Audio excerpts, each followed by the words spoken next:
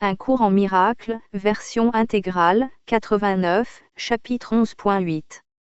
Dieu ou l'ego. 8. Le problème et la réponse. Ce cours est très simple. Tu penses peut-être que tu n'as pas besoin d'un cours qui enseigne, en définitive, que seule la réalité est vraie. Mais le crois-tu ?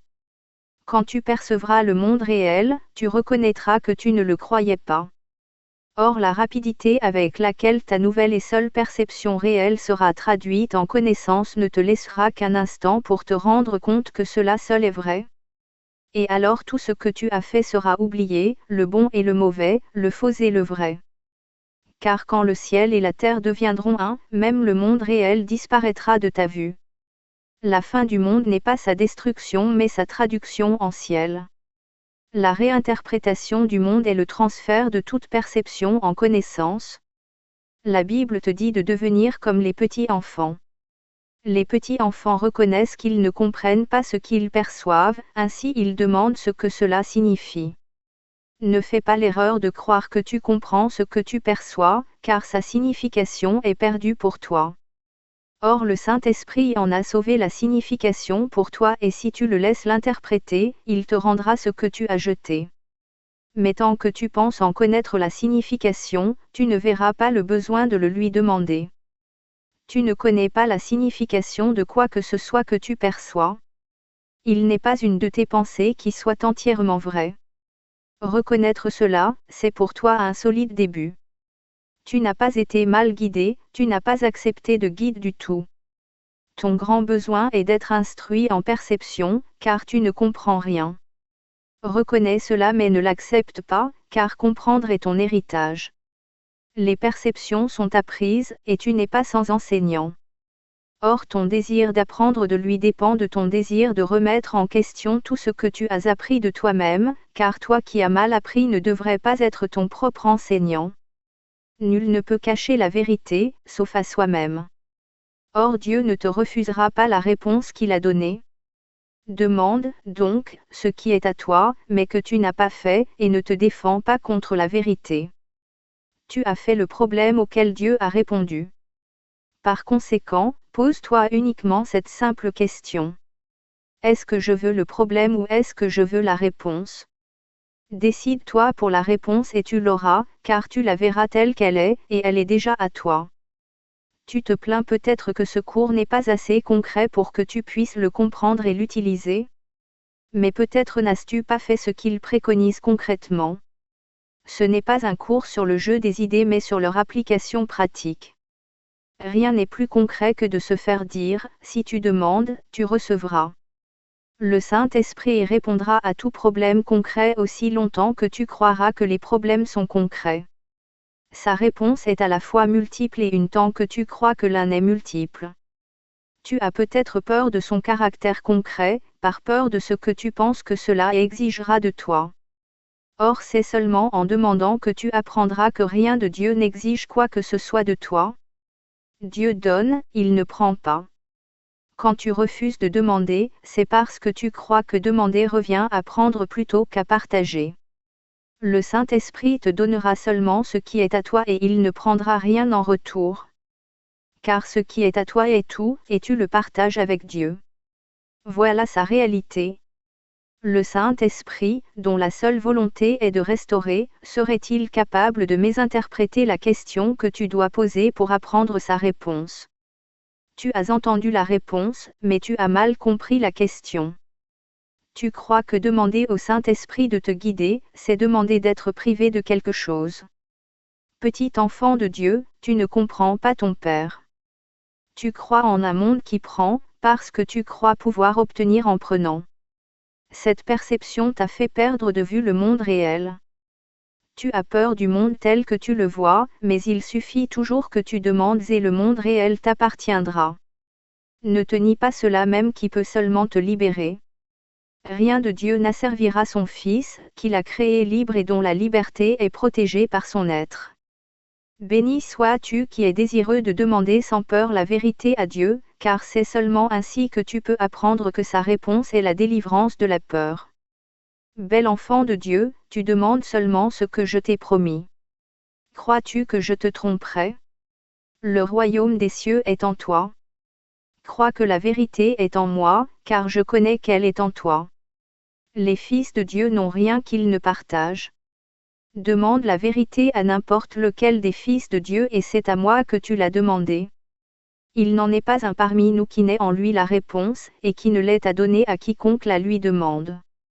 Demande n'importe quoi au Fils de Dieu et son Père te répondra, car le Christ ne se trompe pas sur son Père et son Père ne se trompe pas sur lui. Donc ne te trompe pas sur ton frère, et ne vois comme sa réalité que ses pensées aimantes, car en niant que son esprit est divisé tu guériras le tien.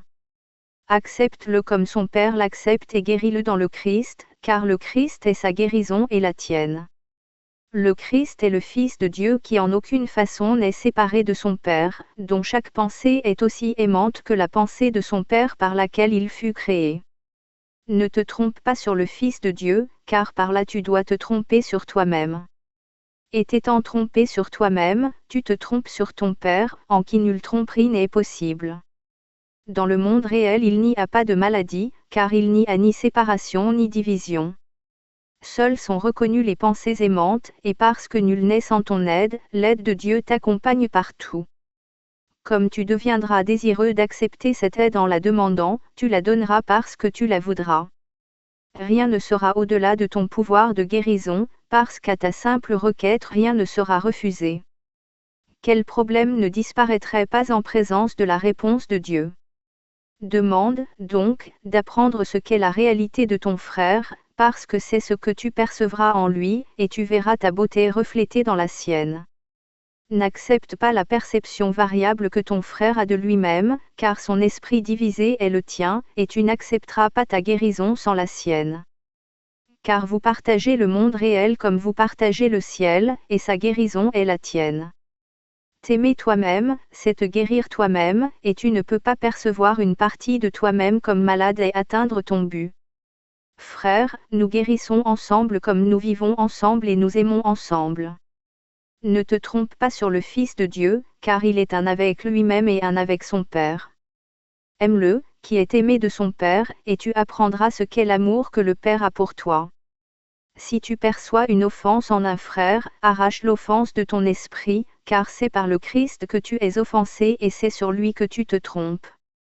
Guéris dans le Christ et ne sois pas offensé par lui, car il n'y a pas d'offense en lui.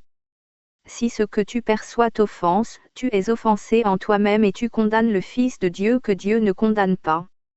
Laisse le Saint-Esprit ôter toutes les offenses du Fils de Dieu envers lui-même et ne perçois personne sans qu'il te guide, car il voudrait te sauver de toute condamnation.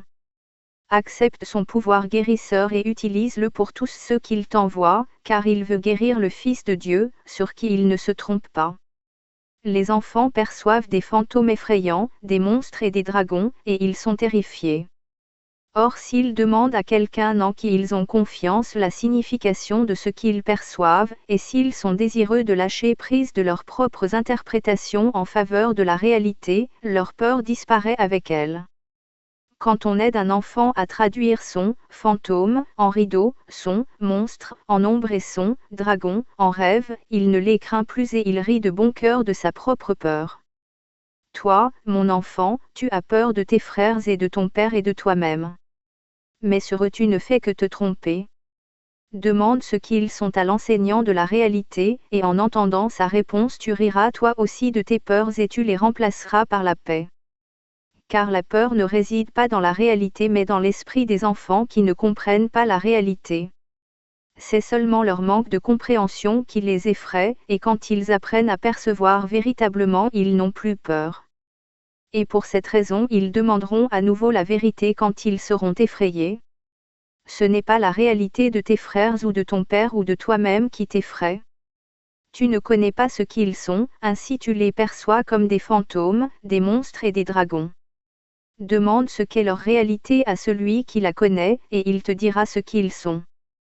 Car tu ne les comprends pas, et parce que tu es trompé par ce que tu vois, tu as besoin de la réalité pour dissiper tes peurs. N'échangerais-tu pas tes peurs contre la vérité, s'il te suffisait de le demander? Car si Dieu ne se trompe pas sur toi, tu ne peux te tromper que sur toi-même. Or tu peux apprendre la vérité sur toi-même du Saint-Esprit, qui t'enseignera que, faisant partie de Dieu, nulle tromperie en toi n'est possible. Quand tu te percevras toi-même sans tromperie, tu accepteras le monde réel à la place du faux que tu as fait. Et alors ton Père se penchera vers toi et fera le dernier pas pour toi, en t'élevant jusqu'à lui.